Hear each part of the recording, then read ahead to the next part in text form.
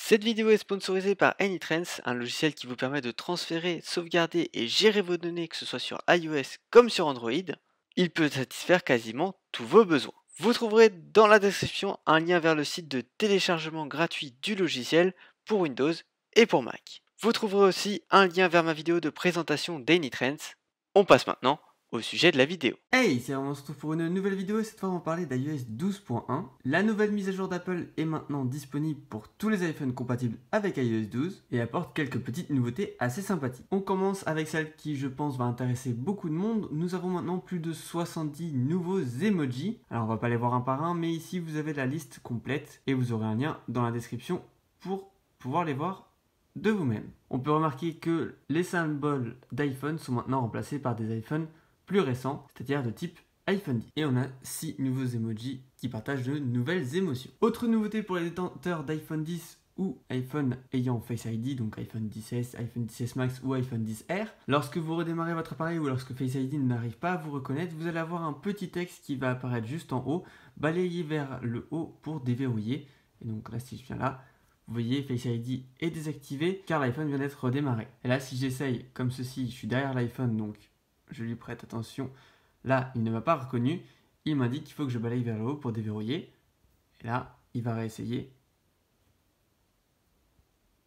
Et voilà. Donc, c'était une nouveauté qui est arrivée avec iOS 12 de pouvoir rebalayer quand vous n'aviez pas réussi une première fois. Il suffisait de rebalayer pour qu'il retente le Face ID. Toujours sur l'écran d'accueil des iPhones de dernière génération, nous avons une autre nouveauté. Il suffit d'activer le son. Donc, moi, c'est fait. Et si j'appuie sur un des deux boutons ici,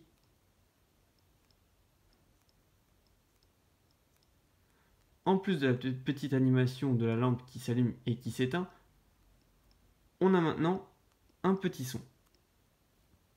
Et pareil pour l'appareil photo. Et pour les détenteurs des iPhones de 2018, la deuxième carte SIM en eSIM est maintenant disponible, à voir quand est-ce que les opérateurs le proposeront. Autre nouveauté qui concerne les détenteurs d'Apple Watch, nous avons maintenant un nouveau cadran couleur disponible avec iOS 11.1. Vous n'avez pas forcément besoin de mettre à jour avec la dernière version de WatchOS. Vous avez énormément de couleurs comme vous pouvez le voir juste ici.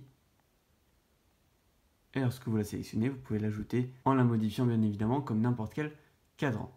Voilà, c'est tout ce qu'on a comme nouveauté pour iOS 12.1.